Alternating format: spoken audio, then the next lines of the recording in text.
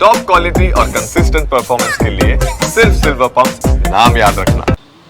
20ನೇ ತಾರೀಕು ಸಮಾವೇಶ 20ನೇ ತಾರೀಕು ಭಾಳ ದೊಡ್ಡ ಪ್ರಮಾಣದಲ್ಲಿ ಸಮಾವೇಶ ಮಾಡ್ತಾ ಇದ್ದೀವಿ.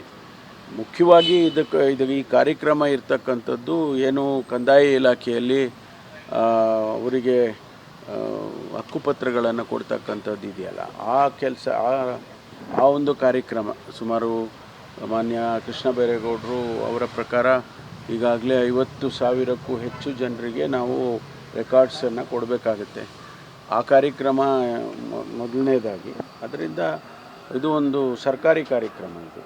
ಹಾಗಾಗಿ ಮಾನ್ಯ ನಮ್ಮ ವಿರೋಧ ಪಕ್ಷದ ನಾಯಕರು ಲೋಕಸಭೆಯಲ್ಲಿ ರಾಹುಲ್ ಗಾಂಧಿಯವರು ಭಾಗವಹಿಸ್ತಾರೆ ಮತ್ತು ನಮ್ಮ ರಾಜ್ಯಸಭೆಯಲ್ಲಿ ವಿರೋಧ ಪಕ್ಷದ ನಾಯಕರು ಹಾಗೂ ನಮ್ಮ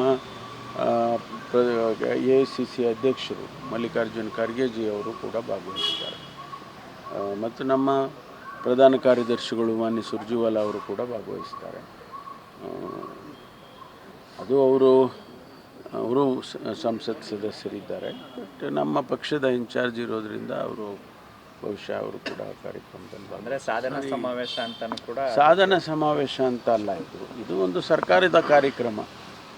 2 ವರ್ಷ ಆಗಿದೆ ಅನ್ನೋದು ಒಂದು ಸಿಂಬಾಲಿಕ್ ಅಷ್ಟೇ. ಅದನ್ನು ನಾವು ಬೇರೆ ಮಾಡ್ತೇವೆ.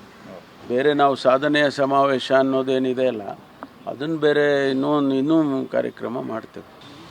20ನೇ ತಾರೀಕು ಸಮಾವೇಶ 20ನೇ ತಾರೀಕು ಭಾಳ ದೊಡ್ಡ ಪ್ರಮಾಣದಲ್ಲಿ ಸಮಾವೇಶ ಮಾಡ್ತಾ ಇದ್ದೀವಿ.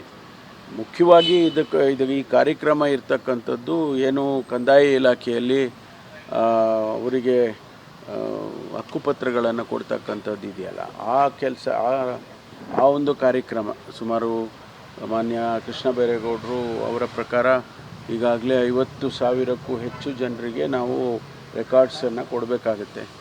ಆ ಕಾರ್ಯಕ್ರಮ ಮೊದಲನೇದಾಗಿ, ಅದರಿಂದ ಇದು ಒಂದು ಸರ್ಕಾರಿ ಕಾರ್ಯಕ್ರಮ ಇದು. ಹಾಗಾಗಿ ಮಾನ್ಯ ನಮ್ಮ ವಿರೋಧ ಪಕ್ಷದ ನಾಯಕರು ಲೋಕಸಭೆಯಲ್ಲಿ ರಾಹುಲ್ ಗಾಂಧಿಯವರು ಭಾಗವಹಿಸ್ತಾರೆ ಮತ್ತು ನಮ್ಮ ರಾಜ್ಯಸಭೆಯಲ್ಲಿ ವಿರೋಧ ಪಕ್ಷದ ನಾಯಕರು ಹಾಗೂ ನಮ್ಮ AICC ಅಧ್ಯಕ್ಷರು ಮಲ್ಲಿಕಾರ್ಜುನ್ ಖರ್ಗೆಜಿ ಅವರು ಕೂಡ ಭಾಗವಹಿಸ್ತಾರೆ ಮತ್ತು ನಮ್ಮ ಪ್ರಧಾನ ಕಾರ್ಯದರ್ಶಿಗಳು ಮಾನ್ಯ ಸುರ್ಜೇವಾಲಾ ಅವರು ಕೂಡ ಭಾಗವಹಿಸ್ತಾರೆ. ಅದು ಅವರು ಸಂಸತ್ ಸದಸ್ಯರಿದ್ದಾರೆ. ಬಟ್ ನಮ್ಮ ಪಕ್ಷದ ಇನ್ಚಾರ್ಜ್ ಇರೋದ್ರಿಂದ ಅವರು ಬಹುಶಃ ಅವರು ಕೂಡ ಕಾರ್ಯಕ್ರಮದಲ್ಲಿ ಅಂದರೆ ಸಾಧನಾ ಸಮಾವೇಶ ಅಂತಲೂ ಕೂಡ ಸಾಧನ ಸಮಾವೇಶ ಅಂತ ಅಲ್ಲ, ಇದು ಒಂದು ಸರ್ಕಾರದ ಕಾರ್ಯಕ್ರಮ. 2 ವರ್ಷ ಆಗಿದೆ ಅನ್ನೋದು ಒಂದು ಸಿಂಬಾಲಿಕ್ ಅಷ್ಟೇ. ಅದನ್ನು ನಾವು ಬೇರೆ ಮಾಡ್ತೇವೆ. ಬೇರೆ ನಾವು ಸಾಧನೆಯ ಸಮಾವೇಶ ಅನ್ನೋದೇನಿದೆ ಅಲ್ಲ, ಅದನ್ನು ಬೇರೆ ಇನ್ನೂ ಕಾರ್ಯಕ್ರಮ ಮಾಡ್ತೇವೆ.